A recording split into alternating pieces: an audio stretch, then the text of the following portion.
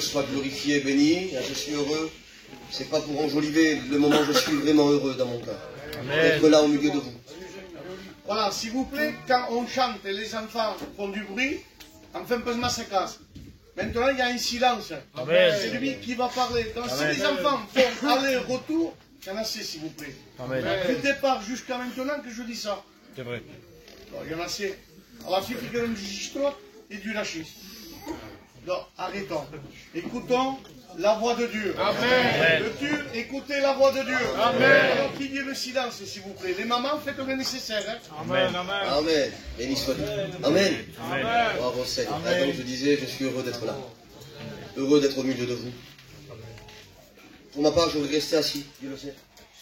Et écouter les chants, être au bénéfice de la présence de Dieu, au bénéfice du ministère de mes frères, au bénéfice des dons des frères et sœurs.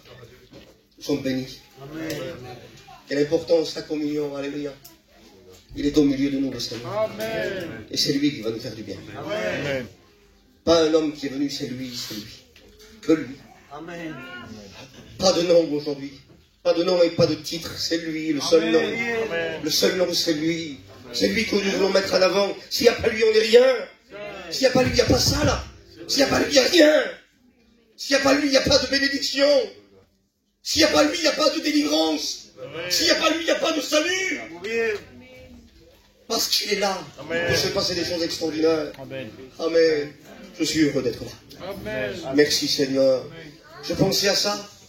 Alléluia. Amen. Merci. Je pensais à ça sur ma chaise. Ce lieu est un lieu un peu particulier, là où on fait des réunions. Pourquoi je dis ça? Parce que dans ce lieu-là, à travers des chants, des cantiques, à travers de la prédication ou après la prédication, il y en a au milieu de nous qui peuvent lever les mains au ciel, se repentir, crier à Dieu, dire Seigneur, viens me bénir. Il y en a d'autres qui peuvent se mettre à genoux et glorifier Dieu. Il y en a qui peuvent pleurer. Personne ne trouvera ça bizarre. Parce que ce lieu est fait pour ça. Amen.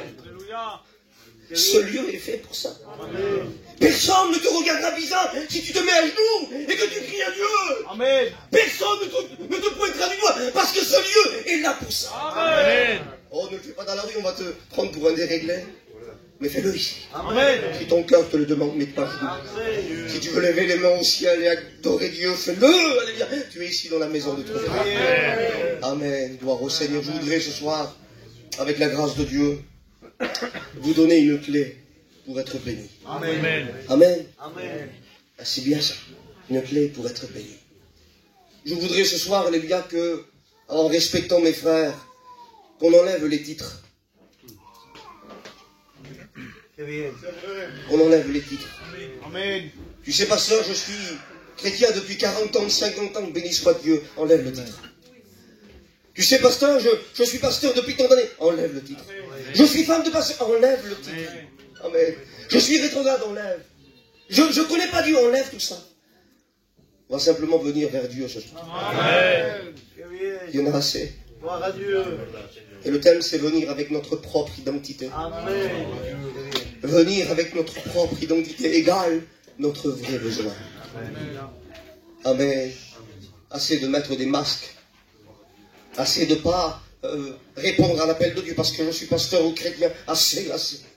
Il est temps d'être béni. Amen. Amen. Il est temps. Il est temps d'être béni. On va lever le costume et dire Seigneur, c'est moi qui a besoin de toi. Alléluia. Pas un titre, pas un costume. Pas une habit qui représente, non, notre cœur devant Dieu. Simplement notre cœur. Et nous serons bénis. Amen. Amen. J'aimerais vous parler d'une femme. Son histoire, elle se trouve dans Matthieu 15, le verset 21. Je lis l'histoire. Je vais la commenter, ça ira plus vite. La Bible déclare que cette femme, écoutez, c'est un verset de la Bible qui m'a beaucoup étonné lorsque je l'ai lu. La Bible déclare ça. Une femme cananéenne va supplier Jésus, elle va crier à Dieu, elle va crier à Jésus. Écoutez, cette prière-là, elle va dire, Fils de David, aie pitié de moi. Fils de David, aie pitié de moi. Et là où ça m'a étonné, c'est que quand on lit le verset, la Bible déclare ça. Jésus continue sans lui adresser un mot. Elle continue à prier. Elle continue à s'exclamer. Et la Bible déclare qu'elle va même se jeter à genoux devant Jésus. Elle va dire, fils de David, aie pitié de moi. Amen.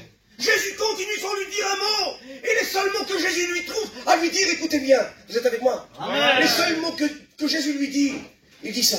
Il n'est pas bon de jeter le pain des enfants et de le donner aux chiens. Verdad. En quelques mots, je m'excuse de ce mot, mais cette femme est prise pour un chien. Seigneur, il y aurait de quoi se décourager. Je demande à Jésus, je me mets à genoux. Jésus me parle, et les mots qu'il me dit, il me traite de chien. Il y aurait de quoi se décourager. Et je n'ai pas reconnu Jésus dans ce verset. Je dis, Seigneur, tu es pourtant le Dieu qui s'arrête au milieu du problème. Amen. Chaque fois que je lis la Bible, tu es celui qui s'arrête au milieu des liens, au milieu des tourments, tu t'arrêtes. Lorsqu'une personne crie à toi, tu t'arrêtes, et là tu continues. Pourquoi? D'ailleurs, écoutez bien. La Bible déclare dans Marc 10 au verset 46, lorsque Bartimée va faire la même prière qu'elle, elle va dire, fils de David, aie pitié de moi. Et la Bible déclare que sur ces mots-là, Jésus s'arrête. Est-ce que Jésus ferait du favoritisme? Est-ce que Jésus voudrait bénir un tel et pas bénir un tel? Est-ce que vous voulez comprendre ce soir? Amen. Amen.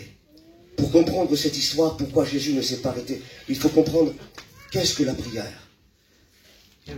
La Bible déclare que ces deux personnes vont dire, fils de David, aie pitié de moi. Vous savez ce que ça voulait dire, ça? Regardez les mots que ça voulait dire. Quand on était juif, ça voulait dire ça. Écoute, je suis juif, je connais la Torah, et je sais que les prophéties annoncent quelqu'un qui va venir nous libérer. Le fils de David, le descendant de David, va venir pour libérer le captif, pour donner le salut. Et je confesse, quand je dis fils de David, je confesse en toi que tu es le fils de la promesse. Quelle prière! Quelle prière! Alors pourquoi Jésus ne s'arrête pas? Ce mot voulait dire, je suis juif et je connais la Torah. Cette femme n'était pas juive. Elle était cananéenne. Ça veut dire quoi, pasteur? Ça veut dire qu'elle avait mis le manteau de quelqu'un d'autre sur elle. Elle s'était fait passer pour quelqu'un d'autre. Je vais dire ces mots, je vais dire cette belle prière. Comme ça, quand Jésus va passer, il va savoir que je suis juif et il va me bénir. Mais seulement Jésus, on ne lui cache pas. Amen. Dieu connaît le cœur. Amen. Il sonde les reins. Oui. Il va au-delà du costume, au-delà du sourire. Il te connaît. Comme il connaissait cette femme. Et instantané, il est en train de la dévoiler. C'est pour ça qu'il dit, il n'est pas bon de donner le pain des enfants, les juifs, et de le jeter aux petits chiens, les non-juifs. Et cette femme, devant cette parole, oh, qu'il est bon d'être dévoilé. Puisses-tu ce soir être dévoilé par la parole. Amen. Que c'est bon d'être dévoilé. Vous savez pourquoi? Parce que lorsque Jésus dévoile, lorsque Jésus ôte le couvercle, ôte le voile, sort la couverture, ce n'est jamais pour condamner. Alléluia. Il te fait remonter à la surface ce qui est noir, ce qui est impur, pour te dire, écoute, tu as un problème, mais j'ai la solution. Amen. Et cette femme est devant la parole de Jésus-Christ, qui la met à nu, à découvert. Elle comprend, alléluia, qu'elle est en train d'être dévoilée. Elle a compris qu'elle n'a plus besoin de faire semblant. Amen. Amen. Elle n'a plus besoin de faire semblant. Elle n'a plus besoin de tricher. Elle n'a plus besoin de se mettre un masque. Elle comprend qu'elle a été dévoilée et que devant lui, devant elle, le Messie est là, le véritable. Et elle comprend que c'est le pain descendu du ciel. Elle comprend là, à ce moment-là, qu'elle est dévoilée, mais qu'elle n'a plus de solution ailleurs. Elle est dévoilée complètement. Elle dit, Seigneur, elle réalise. Oui, Seigneur, mais les petits chiens se rassasient les miens qui tombent de la table. Elle comprend, alléluia, que Jésus l'a découverte. Alors elle comprend qu'elle n'a plus besoin de faire semblant, elle sait, elle reconnaît son état. Reconnais ton état à toi, ce soit pour être béni. Amen. Reconnais-toi comme tu es, avec ton besoin, ta misère, avec ta drogue, excusez-moi, avec tes liens, tes passions. Reconnais-toi comme tu es. Et viens tel que tu es, avec ton vrai besoin, ta vraie identité. Elle est là devant Jésus. Elle dit, Seigneur, je reconnais. Je suis un chien. Je suis misérable. Je suis rien. Mais maintenant je comprends qu'avec une miette du pain de toi, ma vie, elle change. Amen.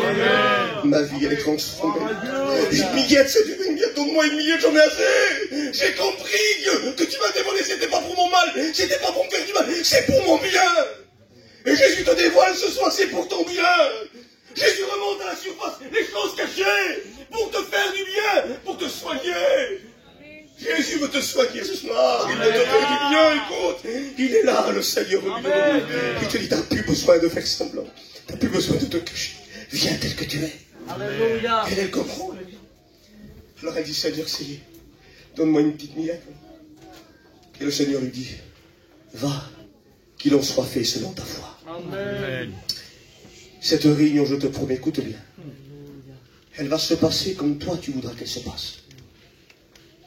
Amen. Un homme, un jour, a dit ces mots. La bénédiction ne se trouve pas dans celui qui apporte le message, mais dans celui qui le reçoit. Amen. Tu as la possibilité ce soir de changer de vie. Tu as la possibilité que les choses changent ce soir. Le message est là, Jésus est là, tout est prêt. Le Messie est là devant toi. Le Père de vie est là devant toi. Tu n'as qu'à saisir la bénédiction, être vrai. Amen, être vrai. Gloire au Seigneur. Jésus se plaît, écoutez, Amen. à faire remonter les choses qui sont cachées. Et je voudrais te le dire haut et fort, pas pour te condamner, pas pour dire regarde comme tu es, et pour te dire regarde, j'ai la solution. Amen. Un jour, la Bible déclare que Jonas, on connaît cette histoire, la Bible déclare qu'il va désobéir à Dieu, à la volonté de Dieu, et il descend à Ninive. Cet homme-là va monter dans un bateau, écoutez bien, et il va descendre tout au fond de la cale. Il va se cacher au point où s'endormir. Oh, j'imagine, moi, certainement qu'il avait mis une couverture sur lui pour que personne ne le voie, personne ne le dérange. Il était là au fin fond de la cale.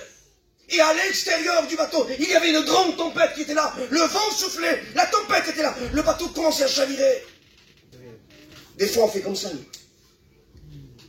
On prend notre misère, notre vrai besoin, ce qui nous fait du mal, on le cache au fin fond de notre cœur. Et on dit, le temps servira à cacher. Le temps va soigner. C'est pour ça qu'il y a souvent des anomalies dans les foyers. C'est pour ça qu'il y a souvent des tempêtes et des difficultés. Parce que le problème n'est pas ôté. Alors tu dis, Seigneur, encore le problème, oui. Parce que la source du problème est toujours à l'intérieur. Et les hommes, écoutez, les hommes de l'équipage du bateau vont commencer à jeter les choses à l'extérieur pour essayer d'alléger et de trouver une stabilité. Et le problème, c'était Jonas. Et quand Jonas remonte, il dit, arrêtez, c'est moi le problème. Tu peux couvrir comme tu veux. Tu peux cacher comme tu veux. Tant qu'il y aura le problème, il y aura la tempête. Tant qu'il y aura le problème, il y aura les misères. Et Jésus, ce soir, alléluia, veut crier à ton problème pour qu'il remonte. Amen. Pour qu'il remonte à la surface, alléluia. N'essaye pas d'enjoliver ta vie à coup de réunion. Ça ne sert à rien. N'essaye pas de dire, tiens, je vais faire 5 réunions dans la semaine. Ça ne sert à rien. Tant que le problème n'est pas ôté, tu seras dans la même position. Amen. Quand il est remonté et qu'ils l'ont jeté, la tempête s'est éteinte. Amen. Amen. Faudrait qu'il y ait du calme dans ta vie, moi. Amen. T'en as pas marre de souffrir. T'en as pas marre de la misère. Le problème est toujours là au fond du cœur, et tu te dis avec ta femme ou ton compagnon, ou avec peut-être avec tes parents, ça va s'arranger, tu verras. Non, ça ne s'arrangera pas. Sors le problème, jette-le. Amen. Jésus ne voit pas comme nous. Jésus ne voit pas comme nous, et heureusement. Amen. J'aime ce verset dans la Bible, écoutez. Cantique des Cantiques, chapitre 7, verset 2. C'est un de mes passages préférés de la Bible. On voit un aspect de Dieu qui voit au-delà de la surface. Il va faire un compliment. Vous savez que le Cantique des Cantiques, c'est deux personnes qui s'aiment, si vous préférez. Il y a Salomon qui est le symbole, le type de Christ, et la Sunamite qui est le symbole de l'Église et aussi d'Israël. Et là, Salomon fait un compliment à sa fiancée. Il va dire qu'ils sont beaux tes pieds dans tes chaussures. Quel compliment bizarre. Qui sont beaux tes pieds dans tes chaussures. Je sais pas, mais si nous, on voudrait se faire un compliment, les frères, on dirait que des belles chaussures que t'as. Que des belles baskets, parce qu'on voit l'extérieur. Comprenez? Et entre nous, hein, les chaussures, c'est parfois un cache-misère. Je vais vous faire rire. On peut avoir de très belles chaussures et de très vilains pieds. Et nous, on voit les chaussures, on dit que des belles chaussures. Parce qu'on voit l'extérieur. Jésus te dit ce soir qu'ils seront beaux tes pieds dans tes chaussures. Ça veut dire, je connais ta vie. Je connais ton secret, je connais tes pensées, je connais ton cœur, je connais tes rêves, je connais tes douleurs, je connais. Amen. Je vois au-delà de l'apparence. Tu t'es peut-être habillé de la plus belle de tes robes ce soir, du plus beau costume. Tu affiches peut-être au milieu de tes copains, au milieu de l'assemblée, le plus beau de tes sourires. Ton cœur est en miettes. Ton cœur il saigne. Et les gens te disent, le pasteur dit, ça va mon frère, ça va. Oui, tout va bien. Belle chaussure. Et on serre les lacets pour que personne ne voit. Ça n'empêche pas qu'à l'intérieur ça saigne. À l'intérieur ça saigne, ça pleure. Le problème est toujours là. Et Jésus voudrait te dire quelque chose ce soir. Comme un jour il a dit à Moïse, comme un jour il a dit à Josué, ôte les souliers de tes pieds, car le lieu où tu te tiens est un lieu saint. Amen. Le lieu où tu te tiens est un lieu saint. Et c'est quand on va dans le lieu saint qu'on devient saint. C'est quand on va dans le lieu pur qu'on devient pur. Il faut que tu embrasses l'agneau ce soir. Amen. Jésus ne veut pas jouer au cordonnier. Il ne veut pas ranger la chaussure. Il veut être ce docteur qui soigne. Amen. Tu as bien compris que le pied, c'était les choses cachées de ton cœur. Il veut soigner ton cœur, le Seigneur. Amen. Laisse-le faire ce soir. Amen, amen, amen. Béni soit Dieu, il est temps. Alléluia. Doter le costume, doter le masque, comme cette femme qui a reconnu qu'elle n'avait plus besoin de faire semblant. Reconnais ton état ce soir. Affiche-toi avec ta douleur. Affiche-toi avec ton besoin, avec tes liens, avec ta drogue. Affiche-toi. Dis Seigneur, si c'est ça, je suis un drogué, puis je suis drogué. Mais quand tu viens devant Dieu, là, Dieu se plaît à briser les liens, Dieu se plaît à briser les liens. Seigneur, je suis quelqu'un qui souffre de Dieu, mais t'as toujours Jésus te console. Amen. Tu es une personne qui a besoin de l'éternité de Dieu. Et l'éternité de Dieu est là au milieu de nous. Amen. Il ne dépend pas des temps, des circonstances, il est Dieu, lui. Il est au milieu de nous, il veut te faire du bien. Amen. Amen. Que la gloire du Seigneur soit bénie. Écoutez, un jour, la Bible déclare que dans Matthieu 17, verset 24, il va se passer un fait dans l'histoire de Jésus et des disciples. Au départ du ministère de Jésus, si vous préférez, Jésus va appeler ses disciples, et notamment un qui est Pierre, vous le connaissez, et quand il va l'appeler, il va dire « Pierre, suis-moi ». Et Pierre va le suivre. Amen.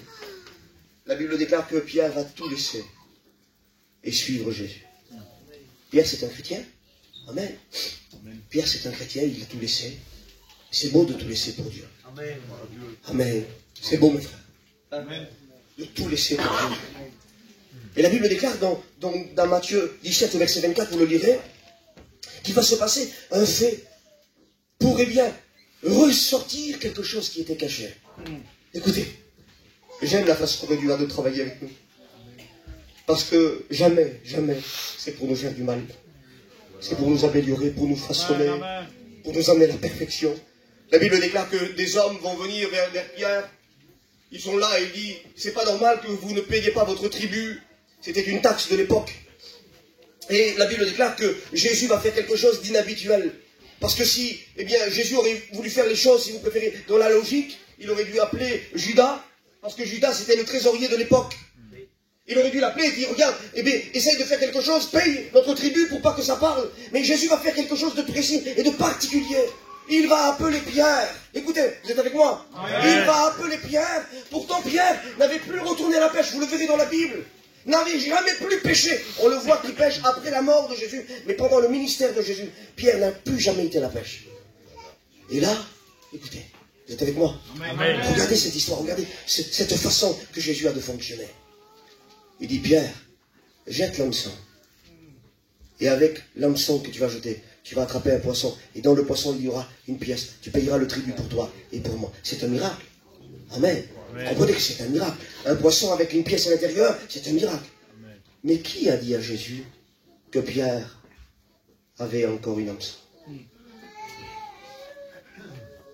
Pierre avait gardé quelque chose de son passé. Amen. Pourtant Pierre, à la vue, mes frères, mes copains, à la vue, Pierre avait tout laissé. Il ne retournait plus à la pêche, mais il avait quelque chose dans sa poche, à l'abri des regards indiscrets, quelque chose qui le rattachait à son passé. Oh, je m'imagine la scène, lorsqu'il passait devant ses copains, il devait mettre la main dans la poche, ils vont pas me voir, ils vont pas me voir. C'était quelque chose qui le rattachait au passé, et son passé était rattaché à lui. Vous savez, une hameçon, c'est quelque chose qui agrippe. Son passé était agrippé à lui.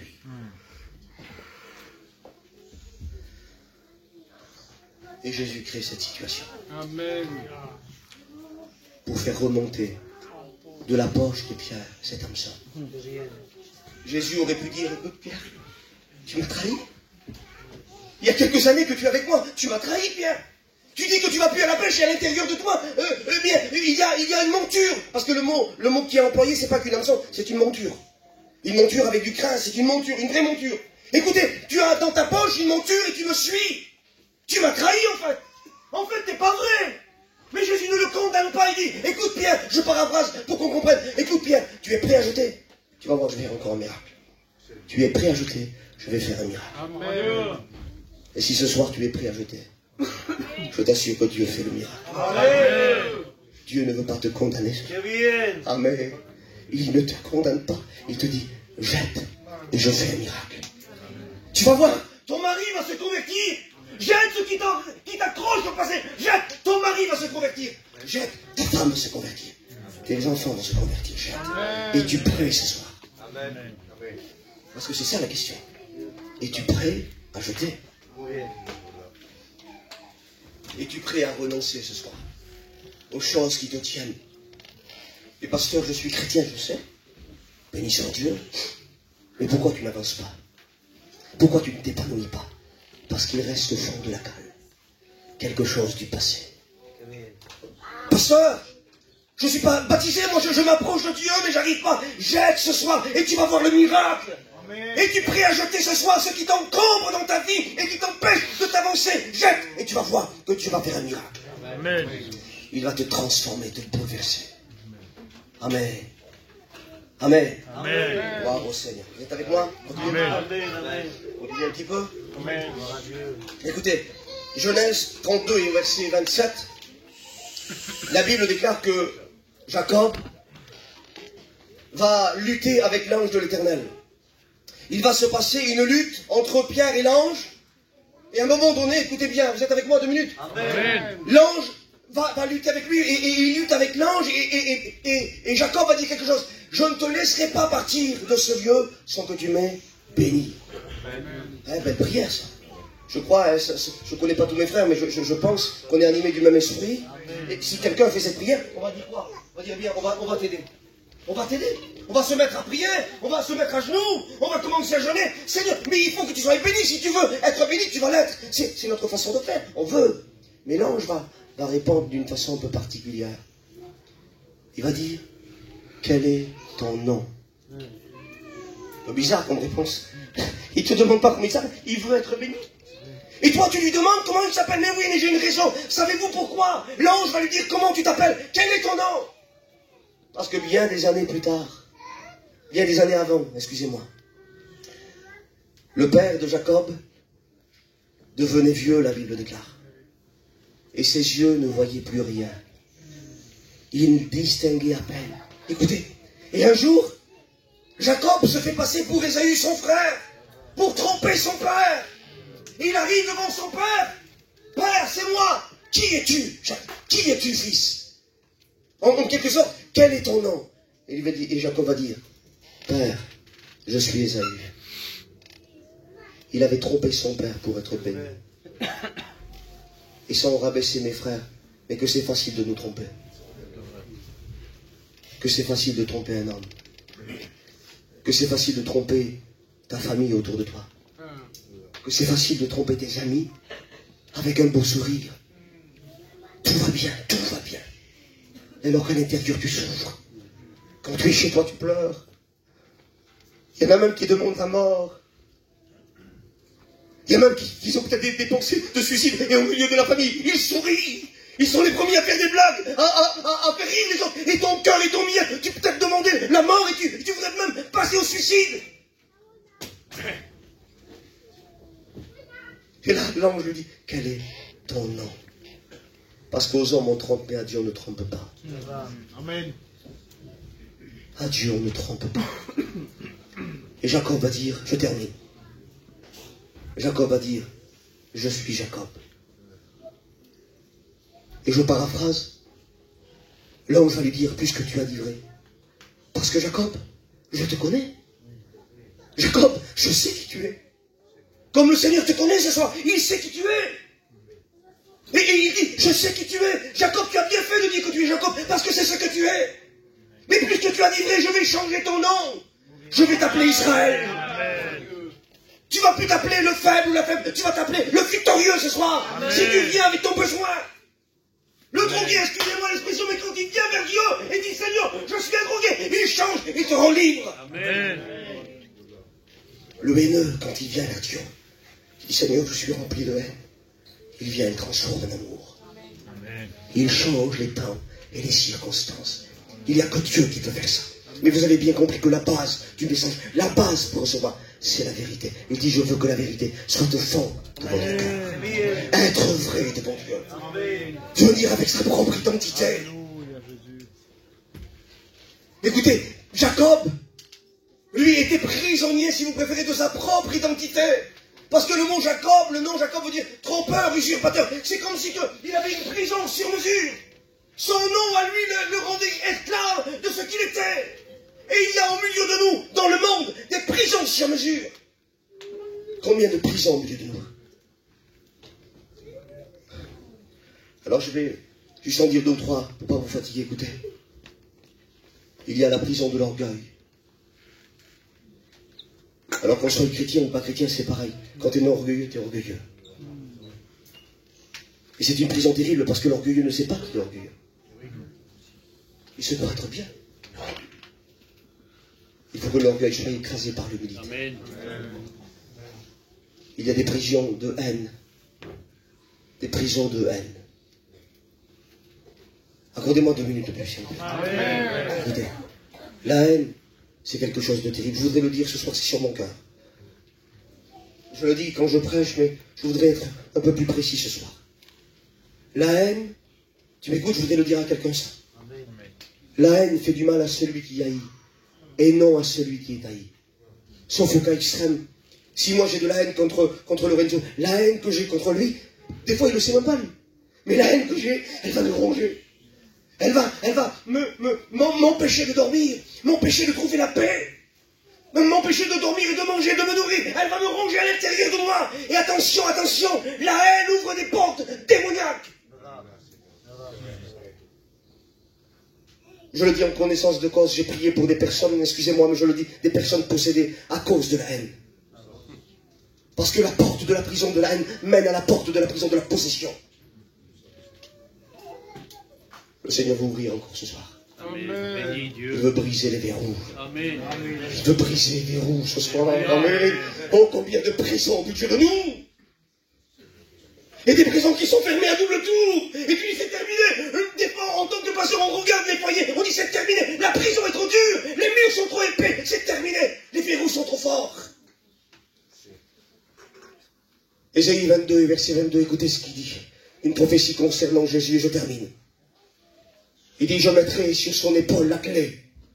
Je mettrai sur son épaule la clé de David. Et quand il ouvrira, personne ne pourra fermer. Et quand il fermera, personne ne pourra ouvrir. Amen. Amen. Il a la clé, alléluia. Jésus-Christ a la clé sur son épaule. C'est la croix, alléluia. Le ciel était bloqué. Le Christ l'a ouvert. Amen. Il peut ouvrir ta prison ce soir. Amen. Il peut ouvrir ta prison, briser tes liens. Oh, ne reste pas dans cette prison. Tu n'es pas obligé. Le Christ a payé pour toi. Amen. Je ne sais pas le nom qui t'empêche d'être béni ou le masque que tu te mets. Et je connais un nom, on va lire un dernier verset, on ferme la Bible. Vous voulez qu'on lise? Philippiens 2:9. On va essayer de s'arrêter, hein. Écoutez. Philippiens 2:9. Écoute ce nom. C'est pourquoi aussi Dieu l'a souverainement élevé et lui a donné le nom qui est au-dessus de tous les noms, afin qu'au nom de Jésus, tout genou fléchisse dans les cieux, sur la terre et sous la terre. Amen. Dieu, alléluia, l'a souverainement élevé et lui a donné le nom qui est au-dessus de tous les noms. Alors si c'est la maladie, le nom de la maladie qui te condamne, Jésus est plus haut que ta maladie. Amen. Si c'est les liens et les passions, Jésus est plus haut que les liens et les passions. Amen. Si c'est le péché, Jésus est plus haut que ton péché. Amen. Vous savez, je ne suis pas très grand, moi. Mais parce que je suis sur la hauteur, je peux emmener quelqu'un vers moi. Amen. Jésus est le plus élevé. Et il veut t'emmener dans la victoire. Amen. Là où il est. Amen. Il veut t'emmener là où il est. Au-delà des cris, au-delà des pleurs, au-delà de la douleur. Il veut t'emmener avec lui. On va fermer nos yeux maintenant. Venir avec sa propre identité. Je voudrais qu'un frère puisse jouer un cantique. Si les frères le permettent. Amen. On va se laisser baigner maintenant. Alléluia. Alléluia. Un frère peut prier le Seigneur.